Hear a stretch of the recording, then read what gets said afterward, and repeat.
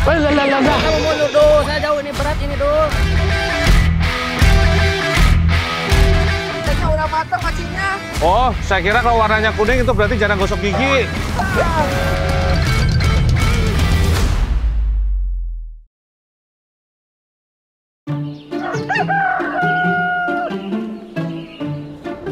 Lur, tahu ini diciptakan oleh Ong Kino.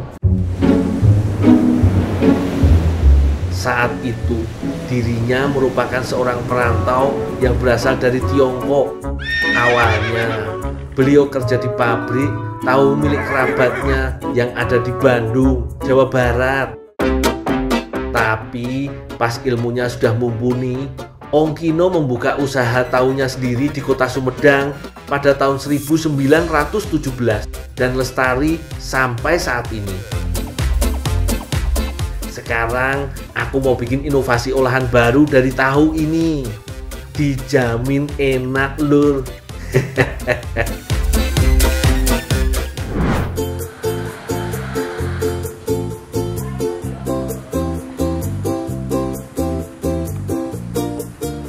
Baik-baik ya. Gak usah galak-galak. Ya, nanti nakutin pengunjung.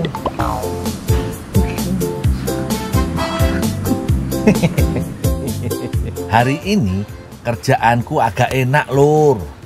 Adem, ora perlu panas-panasan di sawah.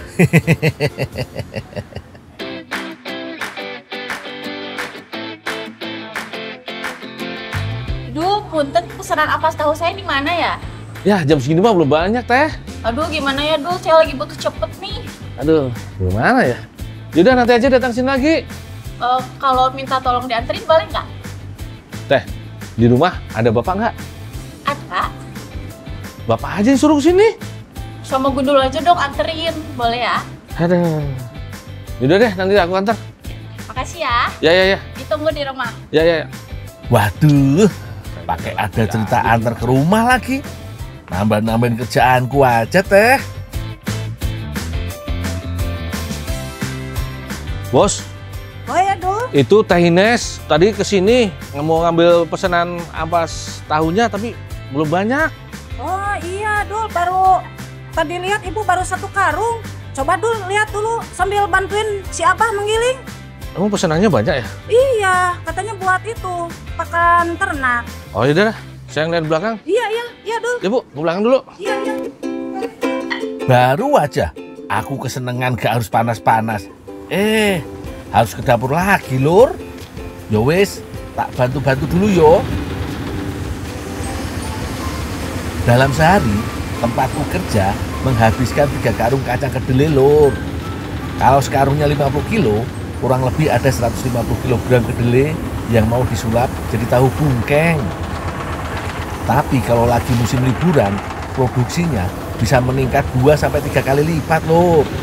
Permintaannya melonjak drastis. Otomatis aku dan rekan-rekanku harus siap lembur.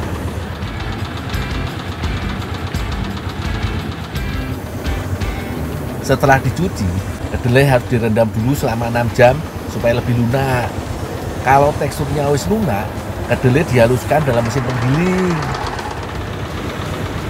Selanjutnya, bubur kedelai ini harus direbus selama 1 jam. Ini kan, tolong sini itu. Oh, ya Bang. Loh, kedelai mentah mengandung enzim lipoksigenase yang menghasilkan aroma langu. Kalau dimasak begini, enzimnya jadi rusak, sehingga rasanya jadi lebih netral dan enak. Wah, asapnya lumayan banget yo. Rasanya kayak lagi mandi uap di tempat kerja.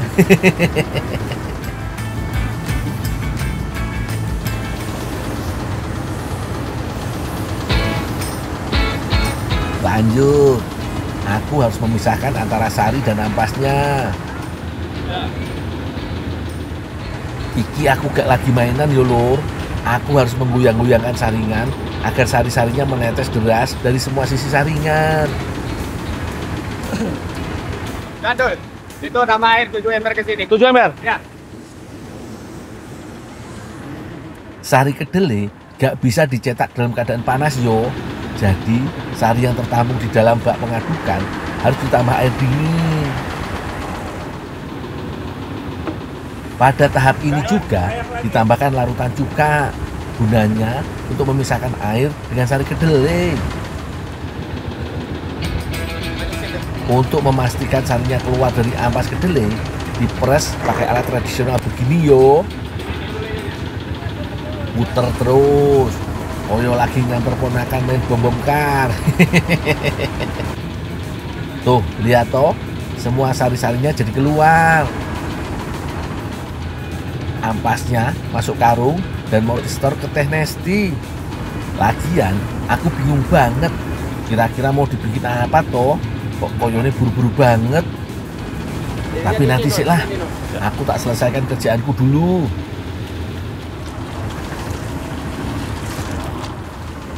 Sekarang waktunya mencetak. Oh, iya. Angkat.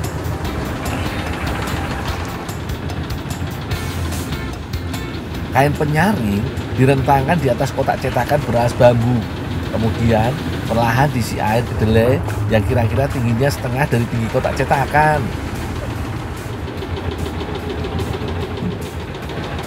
Selanjutnya tinggal dipres dan didiamkan beberapa saat. Terakhir tinggal dipotong dengan ukuran yang diinginkan.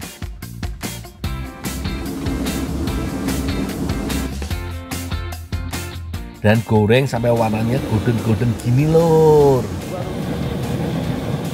Oh iya lor, tahu bungkeng itu salah satu kuliner legendaris dari Sumedang yang menjadi cikal bakal tahu Sumedang yang populer saat ini loh. Bisa dibilang nenek moyangnya tahu Sumedang lah.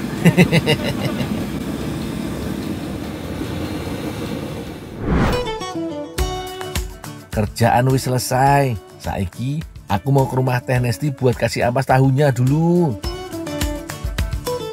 Hah, rumahnya jauh banget lagi. Panas-panas lagi. Kamu mundur dulu, saya jauh ini berat ini dul. Aduh. Mang, sisian kemana Mang? Ya ini berat ini jauh. Ini juga berat Mang. Aduh, lebih berat saya ini. Saya Aduh. jauh dari sana tadi dul. Aduh. Mundur dulu. Ya. Hah. Udah jauh, masih harus ngalah sama orang. Sabar dul, sabar. Aduh. Lagi-lagi tengah sawah. Mamang baru rumput lagi. Akhirnya nyampe juga. Permisi, para runten. Teh. Mangga.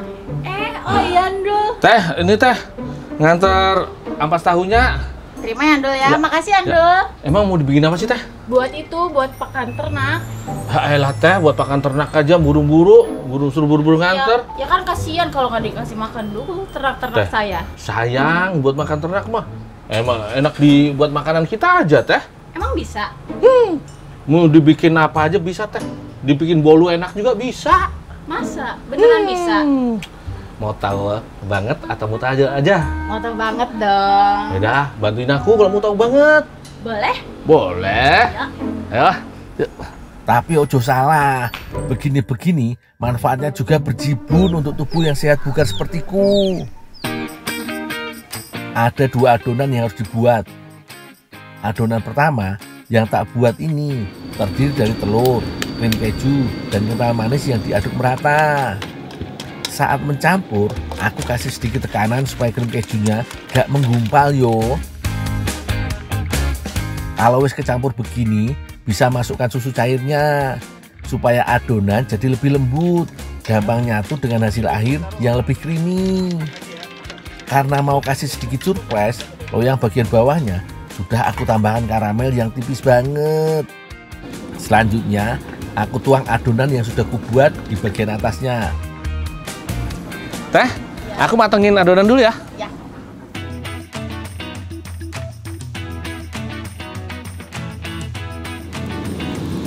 Adonan pertama dikukus kurang lebih 20 menitan aja. Aku punya sedikit tips Nur, supaya uap air kukusannya gak merusak adonan. Tutup pancinya, aku bungkus pakai kain yo.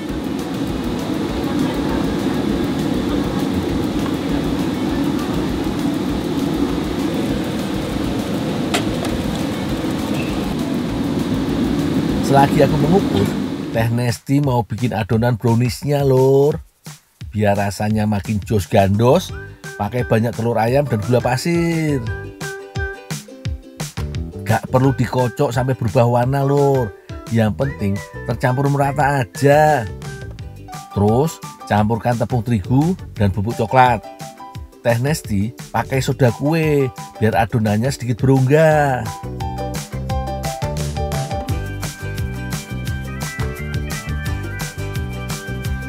Teh, ojo lali sama ampas tahunya yo.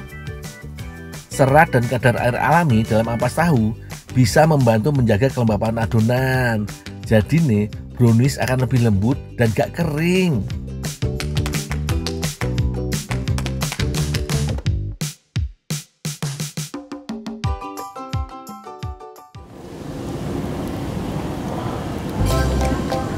Dul, ininya udah jadi nih. Oh iya, Teh, aku minta tolong mau nggak tak? Boleh. Ini kan udah anu nih, ini udah kematang, nanti tolong dituangin ya, terus tutup lagi, jaga apinya ya. Oh, Aku iya, mau ke iya, toilet Dul. dulu. Ya, boleh, Ya, boleh. maaf ya Teh ya. Ya, makasih, Dul. Kalau udah panggilan alam, gak bisa ditunda lur. Adonannya udah mengeras, tandanya brownies udah siap ditumpuk di atasnya. Tinggal tunggu 35 menitan sampai kue buatanku sama Teh Nesti matang sempurna.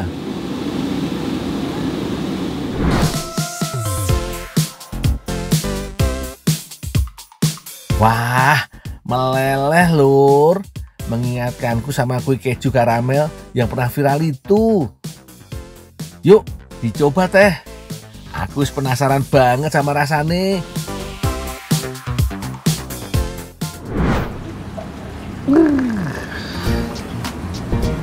Sesuai dugaan, rasanya lengkap banget. Gurihnya dapet, manisnya juga dapet. Yo, mirip-mirip kayak urip gitu loh lur. Rasanya seimbang. Jadi manis gurih, ini nempel banget di lidah. Sayang, masih banyak yang gak mengolah ampas tahu. Padahal manfaatnya no play-play alias gak main-main loh.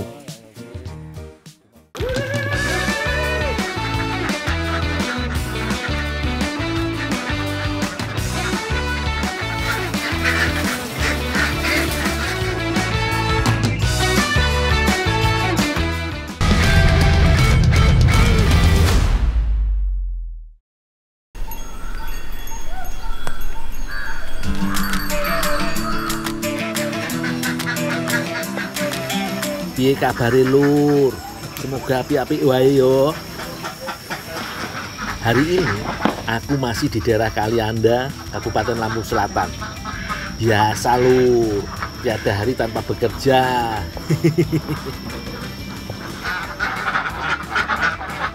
Tugasku hari ini tidak terlalu susah sih. Cuma ngurusi piaraan bebeknya Pak Haji yang lagi mudik ke Jawa. Supaya lekas besar dan banyak bertelur, bebek-bebek ini dikasih makan 2 kali sehari lur.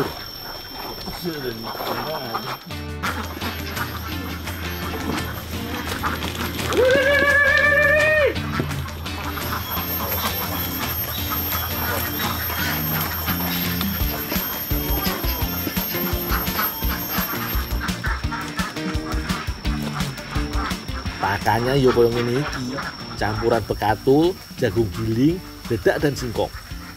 Sesekali tak tambah sumber protein seperti sisa ikan dan daging ayam. Tapi yo berhubung adanya ini aja, yo pasti habis juga kok dimakan unggas-unggas lapar ini. Ayo Bek, pada makan yo, sing kenyang, ben telure wakeh. Wah, tahu aja Mbak Fitri kalau aku lagi haus. Dul, ini minumnya. Taruh sini dulu Kak. Iya. Wah, dari tadi aku kerja gak berhenti sampai lupa waktu lur.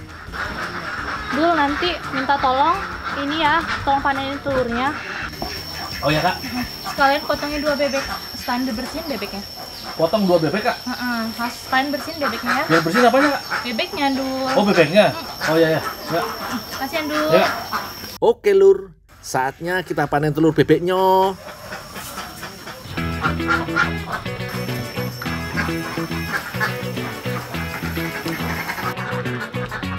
Dalam seminggu, bebek yang sehat dan produktif bisa bertelur 4-5 kali lur.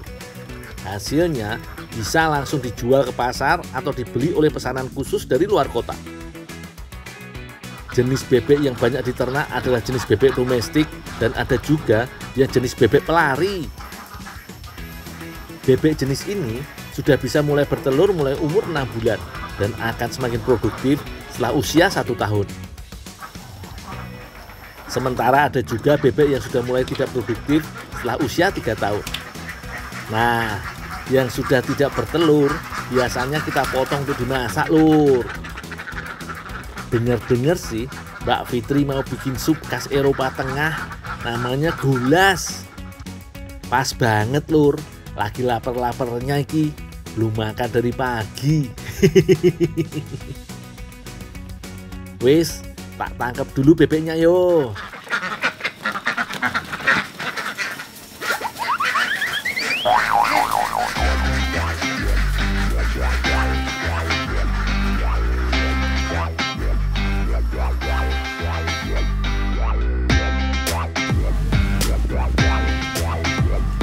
Sebelum kita olah, bebek bakal aku potong dan bersihkan dulu bagian dagingnya.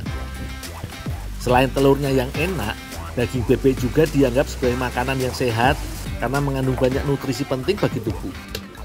Apalagi buat kalian yang tidak suka daging ayam, daging bebek bisa jadi alternatif yang enak dan pas. Kandungan protein dan kalsium tinggi dalam daging bebek bisa bermanfaat untuk kesehatan tulang kita lur. Apalagi kandungan omega 3 yang juga tinggi, sangat baik untuk perkembangan otak kita, terutama anak di bawah usia 10 tahun.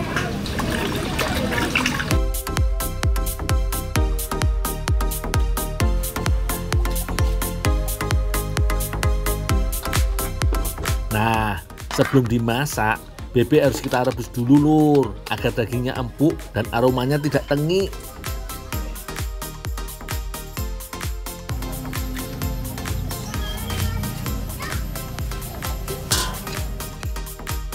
Teman-teman, ada tips nih gimana caranya masak daging bebek nih supaya dia cepat empuk dan bau amisnya hilang.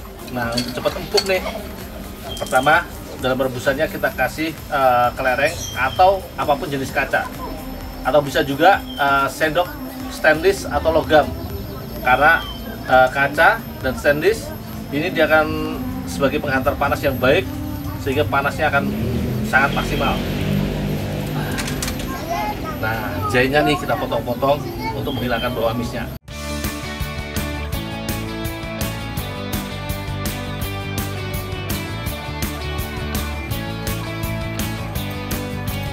Nah, silakan dicoba di rumah yo, tips dari aku.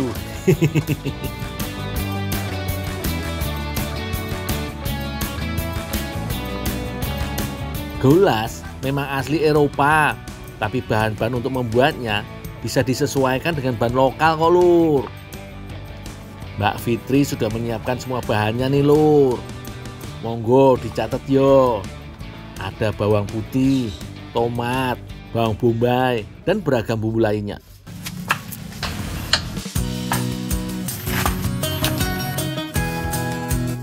Semua bahan dipotong-potong sesuai selera dan bisa dengan potongan sedikit kasar.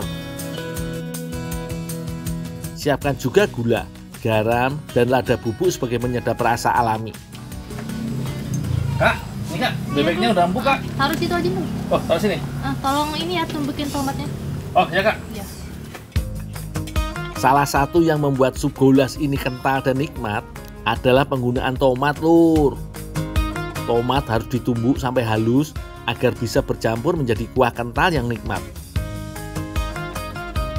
Di negara asalnya, Hungaria, goulash adalah makanan khas para pengembara atau petualang.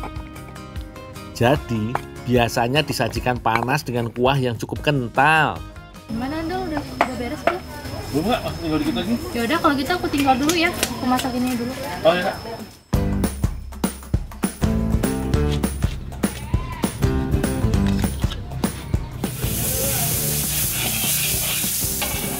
Wah, Mbak Fitri udah siap mau masak lur.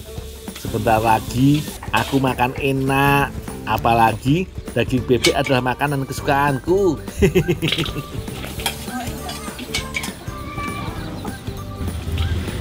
Cara membuatnya cukup mudah. Tinggal masukkan air dan rebus bahan sayuran seperti kentang dan wortelnya.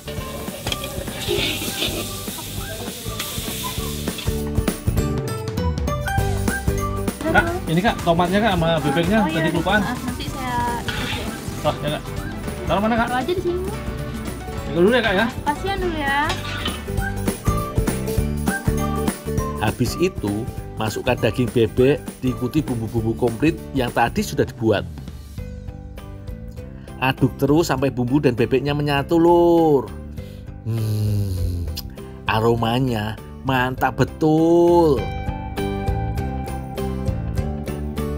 Terakhir, masukkan tumbukan tomat dan sisa bahan lainnya.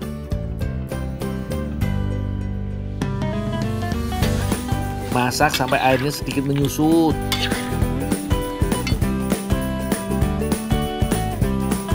Gimana? Mudah toh? Monggo, langsung dicoba di rumah lur.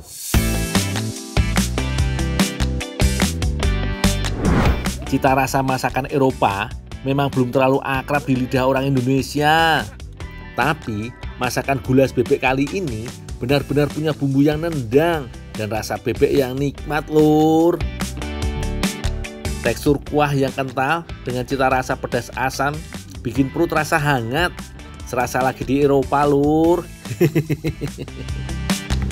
Mbak, nambah lagi Kak? Lalu. Ayo mau masih banyak nih.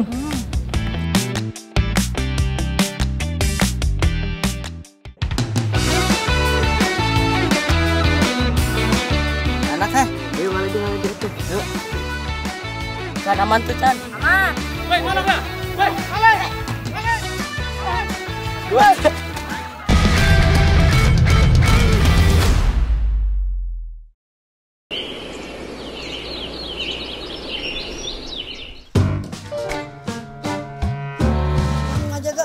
Boy, aing maling.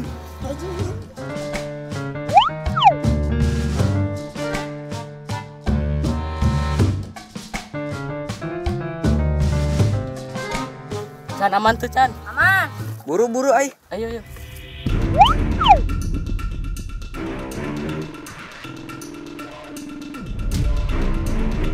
Enak Ayo ngaledi atuh. Yuk.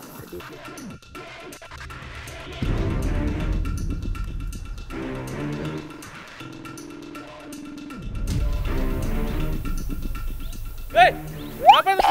Woi, tolong ya. Woi, balik. Gua.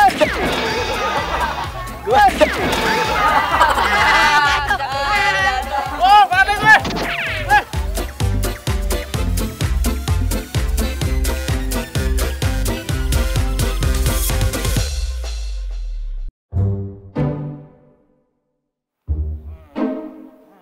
Walah, dasar bocah-bocah iseng.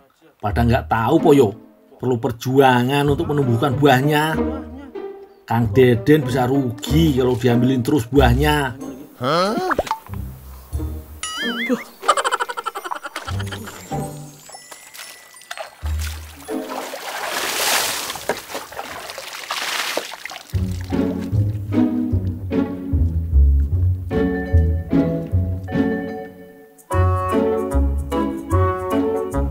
Coba tak cek lagi buah anggurnya. Wah, ternyata beneran ambiar, digondol bocah-bocah ae.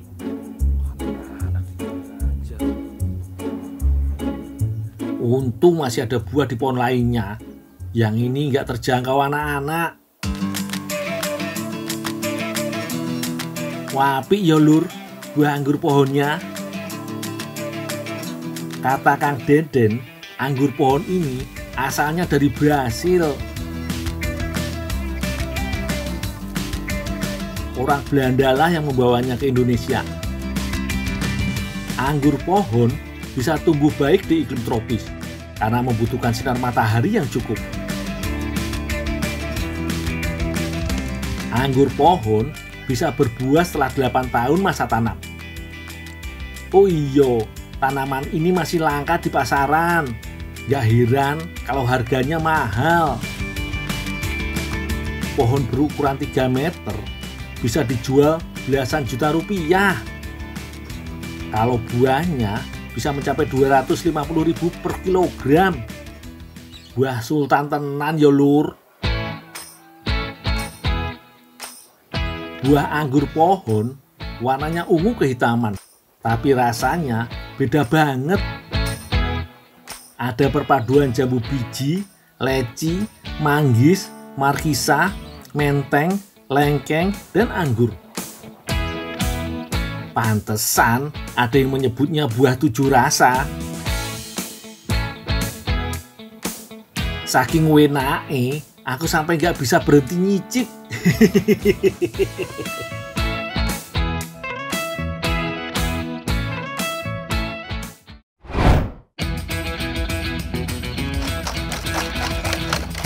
Dea mau bikin soft cake dengan topping anggur pohon lur.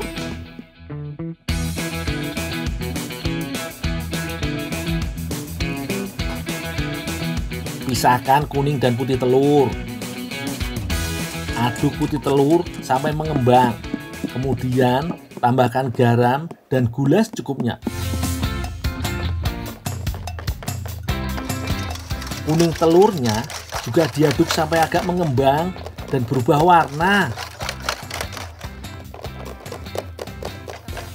Dia, ini teh anggur pohonnya teh. Ini aku ambil setengah ya. Oh, iya teh. Nah, nanti yang setengahnya tolong dibuatin selai.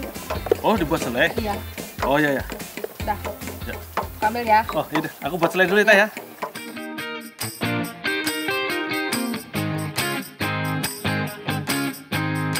Tambahkan vanili dan baking powder. Lalu masukkan tepung terigu dan susu cair secukupnya.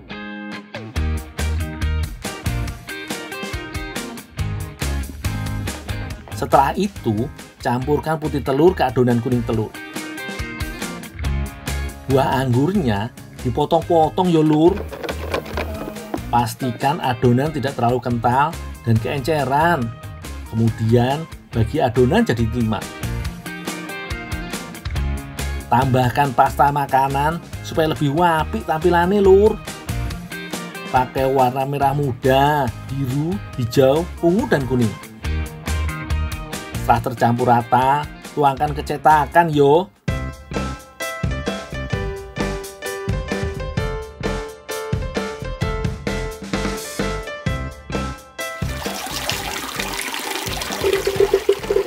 Adonan wis beres lur. Sekarang aku mau bikin selainya.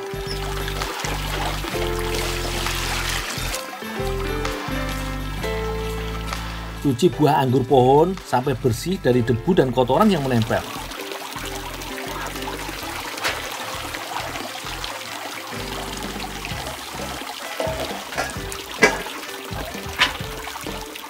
Selanjutnya, belah buah dan keluarkan bijinya.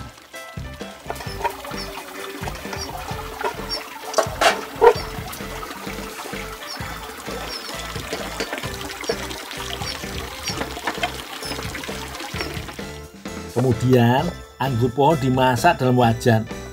Tidak perlu ditambah air lagi lur. Soalnya kandungan air dalam anggur cukup banyak. Setelah warnanya berubah, tambahkan sedikit garam dan aduk sampai rata. Tunggu sampai selai mengental.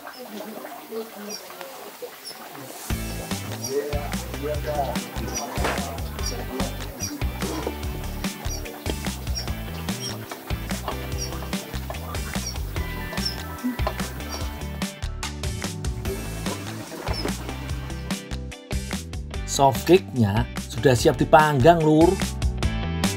Masukkan ke oven selama 45 menit sampai softcake mateng dan mengembang sempurna.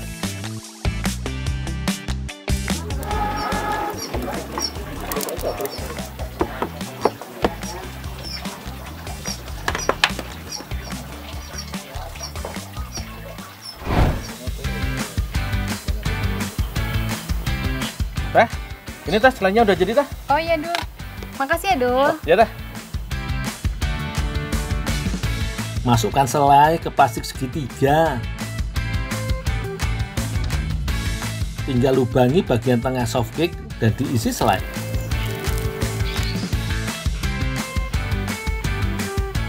Iya, ini 4 aja. Untuk toppingnya, tambahkan potongan buah anggur pohon.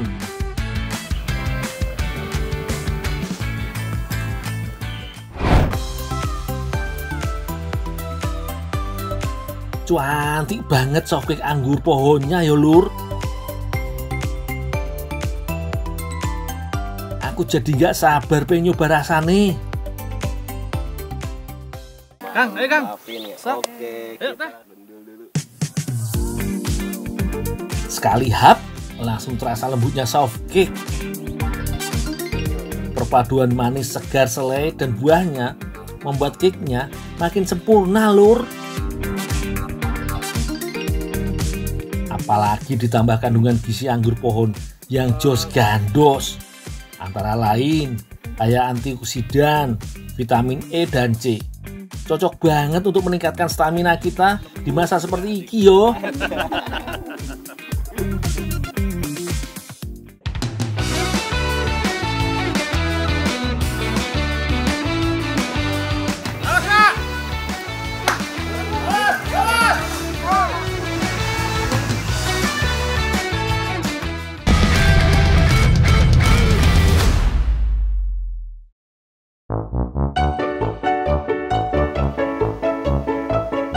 Mencari dia. Untuk kita ada bambunya. Iya. Yo. Mungkin bawa ya. Ah. Ayo. Wah, sama aja kita disiapin nih. Wah. Ya.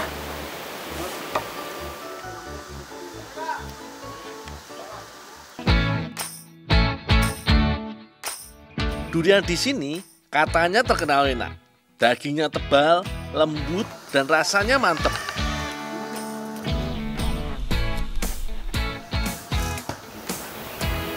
Awas, Kak.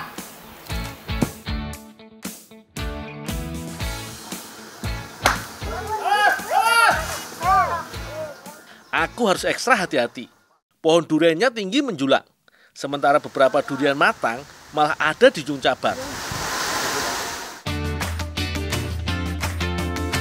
Goyang-goyang dikit cabangnya nggak apa-apa lah. Yang penting pijakanku harus kuat. Oh iya, ngomong soal pohon durian, sebenarnya ada cara membuat pohon durian menjadi lebih pendek, tapi tetap berbuah banyak. Salah satunya dengan pemangkasan pucuk.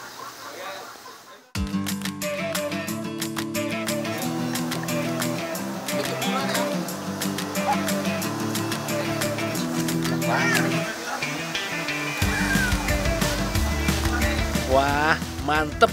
2 bakul penuh semua. Ayolah, langsung bawa pulang.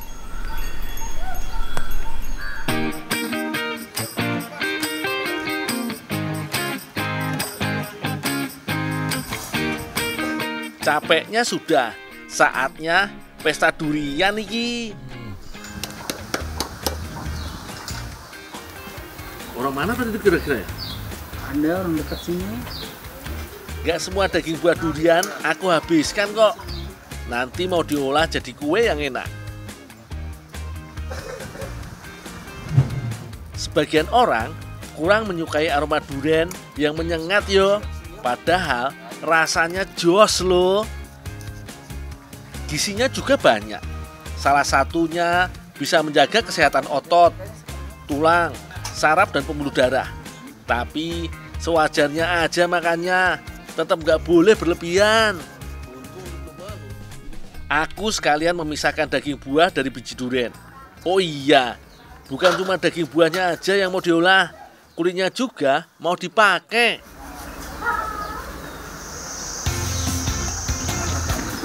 Padahal Biasanya kulit durian cuma dibuang aja yo, atau palingan dijadikan pengusir nyamuk alami. Tidak semua kulit durian dipakai, cuma kulit dalamnya saja yang berwarna putih iki yo. Sama seperti daging buahnya, kulit durian juga masih mengandung antioksidan. Sip, sudah terkumpul semua, tinggal dimasak.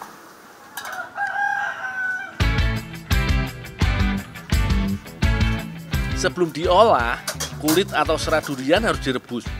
Nggak perlu menunggu sampai air mendidih yo, langsung masukkan aja dan tunggu sampai matang. Sambil menunggu, sekalian aja aku buat flannya. Daging buah durian, gula pasir dan air dimasak. Langsung diaduk yo. Flannya jangan terlalu encer. Bisa ditambah tepung maizena kalau mau mengentalkan. Flan duriannya sudah siap. Sekarang langsung mengolah serat duriannya.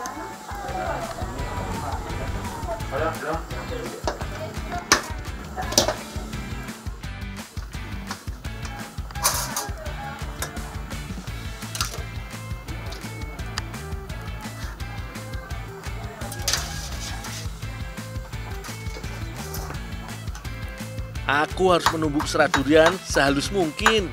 Makin halus seratnya, makin mudah menyatu dengan adonan kue.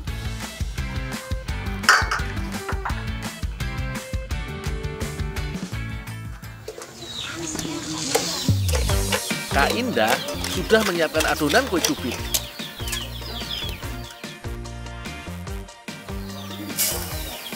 Telur dan gula pasir dikocok sampai gulanya larut yo.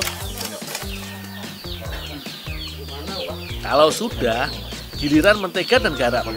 Selanjutnya, masukkan tepung terigu dan air. Aduk lagi sampai adonannya rata.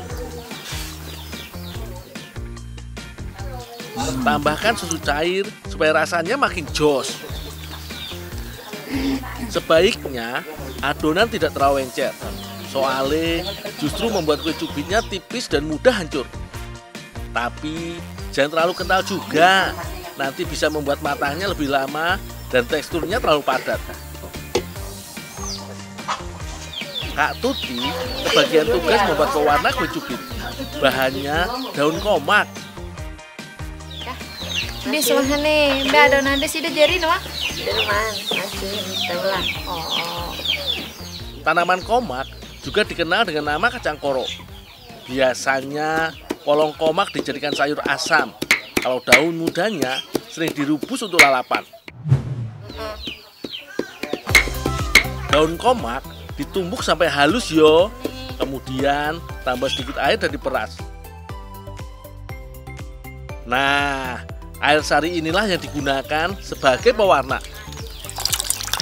Gak ada patokan kue cubitnya harus berwarna apa. Yang pasti semakin meriah warna makanan, tentu akan semakin menggoda selera, ya toh? Kak Indah, ya. Ini flan duriannya sama serat flan duriannya. Oh ya, makasih Dul ya. Oh ya Kak.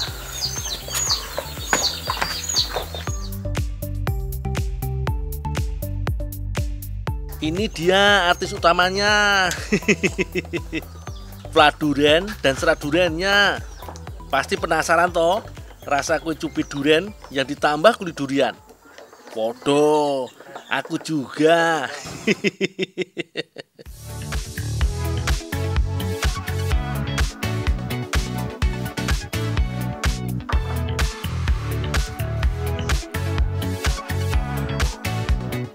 Tuang adonan kue cubit ke cetakan yo.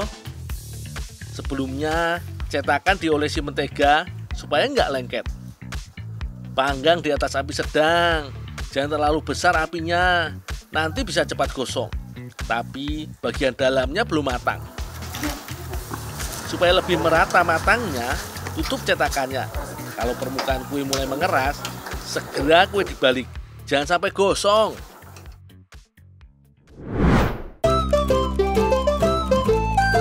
Duh, bikin ngiler iki.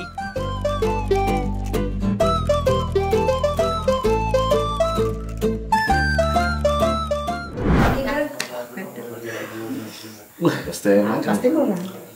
Pasti enak. Yang penasaran, sini tak ceritain rasane.